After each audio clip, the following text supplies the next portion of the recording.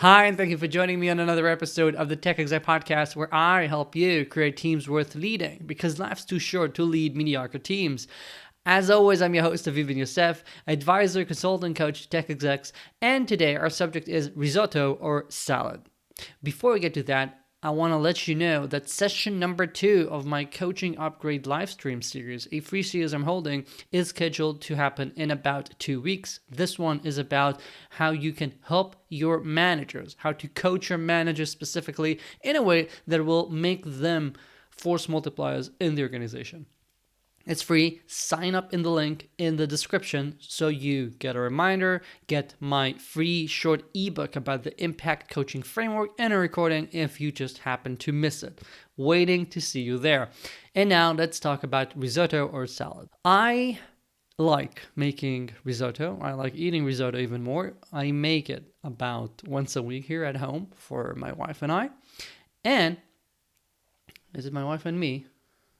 I'll make it for me. Yeah, my wife and me. Okay, sorry. Now, risotto. Risotto is an amazing dish. However, it just takes a certain amount of time. Like, no matter how good your technique is, it's going to take me the same amount of time. It's going to take some nonna in Italia or, some really good restaurant, because risotto just takes a certain amount of time to cook it. Contrast that with salads. I've seen over time, as I'm getting better in the basic knife skills, etc., how slow for me was making some salads for us to eat, and how much faster it is now. There is so much to gain there when it comes to how fast you can do it. And yeah, I see it nowadays because my girls have started creating like their own little recipes and things they can do by themselves, and so they can chop some basic salads, and I see the amount of time it takes them, and like it makes me itch because I'm like, move aside, let me just get done with it. But I can also see how they're improving. So some things in life are like risotto, it takes a certain amount of time. Others are like salads. There's just so much low-hanging fruit. I don't want to mix things up, but there's just so much room for improvement if you work on your basic skills. I want you to consider when you have challenges, when things are weighing down on you, when you have issues at work, are you handling a risotto or a salad scenario? When we have the salads, it means that we can actually do something. Things don't have to be so slow, so expensive, so problematic, so poor quality, etc. There's actually a better way of doing things. We will see improvements if we focus on this, if we get some help, if we hire someone more senior, etc.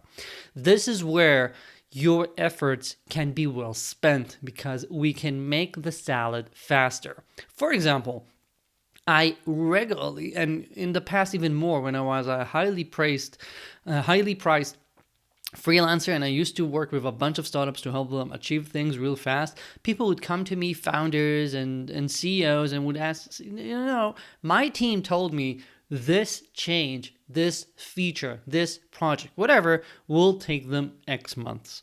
Does that make sense? And this is like coming to me and saying, does it make sense for a salad to take an hour? And I, as someone who maybe not that of an expert in making salads, but pretty good writing code, could tell them, I can, we can do that in 2 weeks tops. You don't need to wait 2 months or a quarter to see that happen. And this gap is where you can have so much value. This is the gap between mediocrity and actually having a top-notch solution, top-notch team, etc. When you spot these, when you can tell, okay, objectively, there's a better way of doing this. There are people doing this better. We don't have to do it this slow. It's not a law of nature. Now we can talk about, do we want to improve there? How can we move forward? So if spinning up a new feature takes so long, consider what are our problems? Why is it taking that long? What can we cut from the process? What can we systematize? Do we have the right coaching and training for our people? Do we need other people, etc.? And if you have, for example, quality issues, if your margin for how much you're making because of the cloud costs, whatever, for new clients, for enterprise projects, etc., is not as it ought to be. You can look at what others are doing. You can consider what are the harsh truths, the things that we cannot move, and anything in between is up for grabs. That's where you can focus on your knife skills to get better. Not everything is a salad, which is good because I hate just eating salad. Some things just take a certain amount of time. Some things cannot be rushed beyond a certain period. So, for example, when we're talking about your onboarding of people, I think that there's a combination. There's the basic salads of onboarding, like if you need to set up your computer, if you need to get all the different tools, if you need to have some conversations to understand what we're currently doing, etc. That's the salad piece to it. However, there is also the risotto component of onboarding someone well, and that is the fact that it just takes a certain amount of time of brewing, of just being in a team, being exposed to the culture, to the issues, to the product, to load up enough context in your brain's RAM to be able to be as effective as you ought to. So I tell my clients that we need to look for two things here. The salad thing, I want to see people like committing and starting to work very rapidly, but I expect them to reach what you had in mind when you hired them. If this is a senior person, etc., someone who needs to have a lot of impact, that you want to see them start new initiatives, etc., I expect this to be some sort of a risotto where it will take them a month or two to be at 100% effectiveness. And you need to keep that in mind. And if you see that someone's there for 6 months and hasn't reached that yet, that risotto is long past al dente and you need to throw it out. You need to do something. I don't want to get into a lot of these examples because I think that just by having given you this dichotomy, you can start making a lot of examples of your own. What I do want you to do right now is to look at the next week or two and think, what are the things that are weighing down on you? What are the things that you have to tackle? And let's start splitting them up. Which are the salads? Which are the risotto that you can decide, okay, this is just it. We're spinning up a new AI team. It's going to take a certain amount of time to find those people and to get that team to be effective.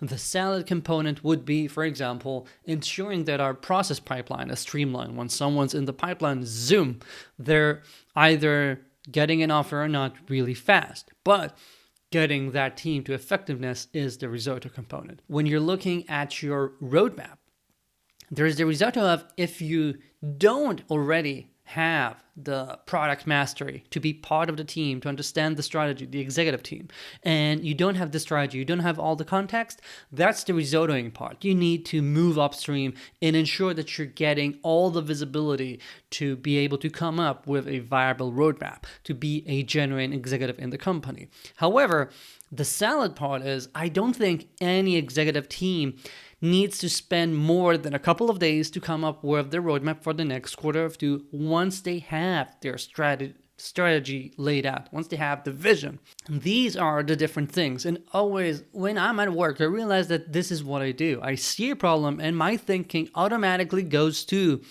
yeah, this sucks, but that's how long it's going to take. I cannot just rush into a restaurant and expect to have risotto in front of me in 2 minutes, or if I'm getting it, it's probably not good. Or is it a salad? Can we improve? If I were in that team for a year, would I expect things to already be better? And when we have that economy, it really helps us understand what can we do and what we can't. What's a law of nature, cannot be moved, and actually, no, this is something that we can get so much better at.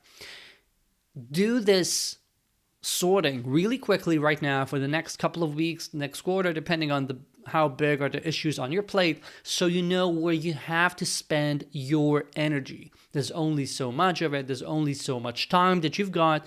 Knowing where you can actually make an improvement will ensure that you get the best ROI for your time and for your efforts. One last note about this entire concept is that when you're looking forward and you're thinking what you ought to do, I want you to always keep in mind that there are, like anything in life, there are the points where it depends.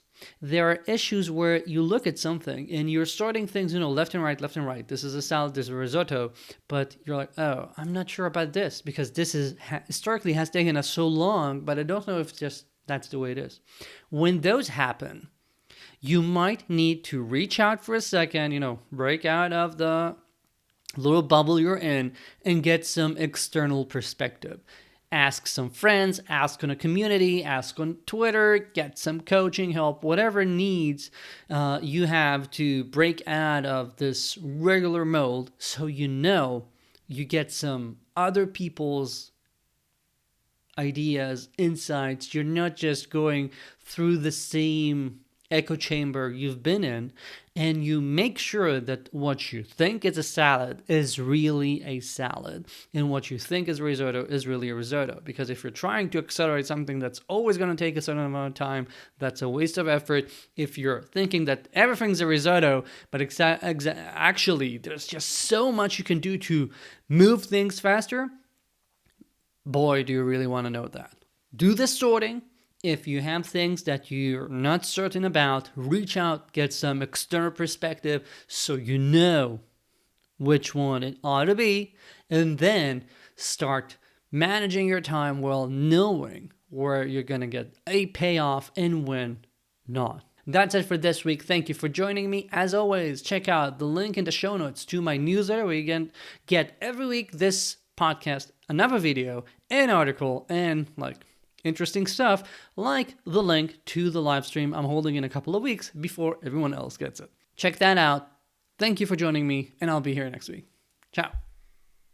Oh, and I'm hoping I didn't make you too hungry and it's the middle of the workday, because if you're gonna make a risotto, it's gonna take you some time. I'm still full from the risotto I just made. Bye.